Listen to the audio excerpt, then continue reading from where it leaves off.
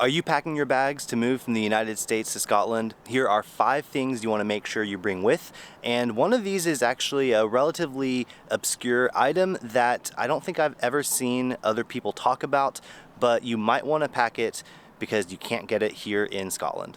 If you're new to the channel, my name is Peter. I'm an American and I moved from the United States to Scotland about 3 years ago. The first thing I'm going to talk about is deodorant. If you're like me, you probably have a specific brand or scent that you've been using for pretty much your whole life.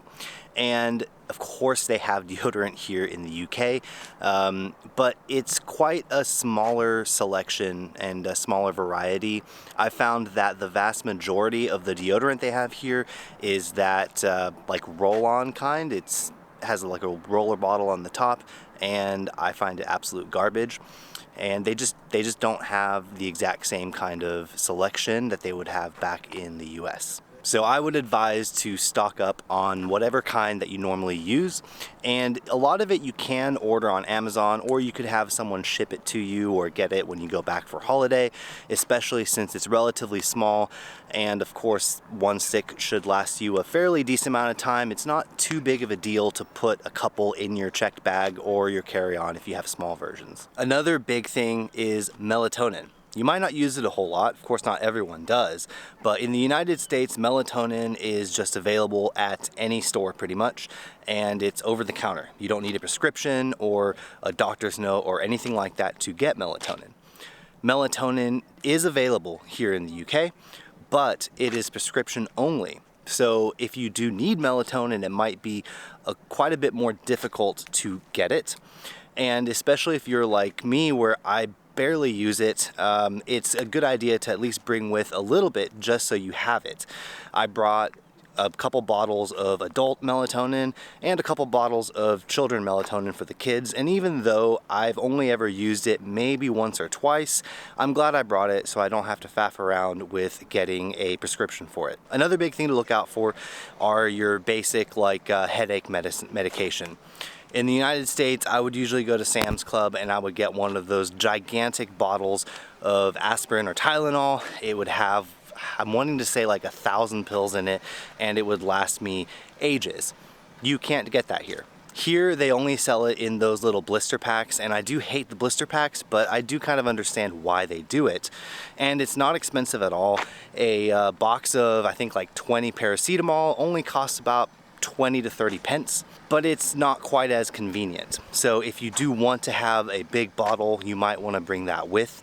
One other thing to look out for is here in the UK, if you're buying anything with paracetamol, you can only buy 2 items at a time. So you can't go and just buy a handful of boxes of paracetamol. You can only buy 2 at a time. And speaking of medication, if you are on any medication, it will be much nicer here in the UK because your prescriptions will most likely be free, and if they're not free, it'll only be about £9.50 for a prescription.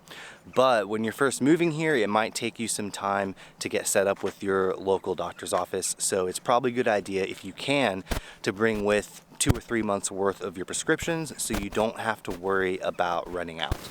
Another item you want to make sure that you bring with is measuring cups and measuring spoons.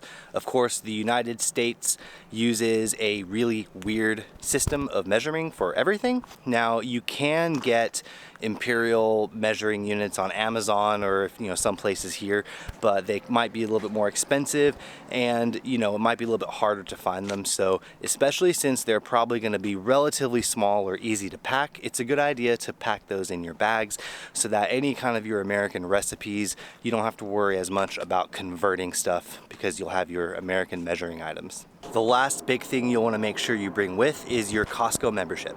Now in the US, I always shopped at Sam's Club, which is basically the same thing, mainly because there was a Sam's Club close to where I lived. They don't have Sam's here in Scotland, but they do have Costco. However, the big difference is over here, in order to get a Costco membership, you have to be in a certain trade or business. They don't just sell memberships to anybody, but an American Costco membership is valid worldwide. So what you want to do is buy your membership before you move over here, and then when you get over here, you can just go into Costco and transfer it to a UK membership and you'll be good to go. With that being said, I have found that Costco over here is really not a good value. There are only a few things that I ever buy from there, and it's mainly for convenience. Costco is actually pretty expensive. Might be a little bit cheaper if you're only going with name brand items, but even the Kirkland signature items over here are usually more expensive or about the same price as what you just get at any other local supermarket. I'm going to cut to a new location because I have a gripe that I'm going to talk to you about.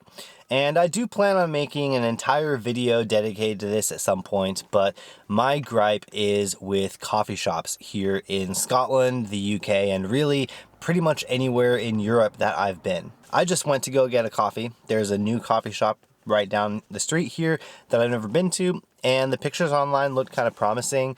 This coffee shop, it was done up pretty nicely inside, and it actually had couches to sit on, which is pretty rare from the coffee shops that I've been to here.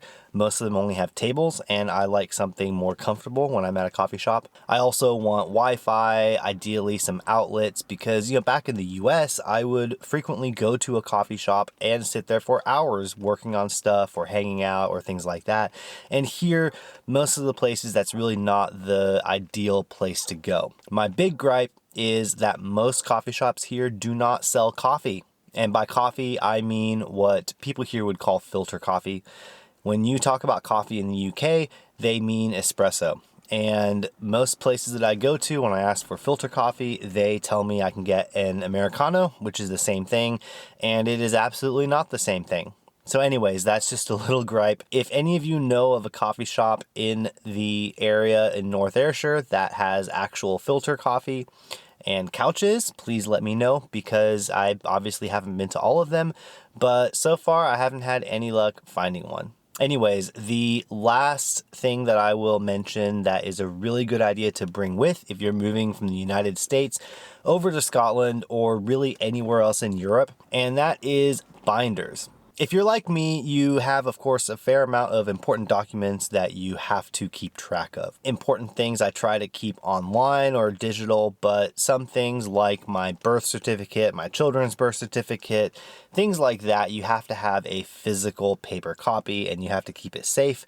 So I have like a little binder with all of the important information like that. A lot of Americans don't realize that paper sizes in the US are completely different than they are in Europe, and I think most of the world. A standard sheet of paper in the US is 8.5 by 11 inches.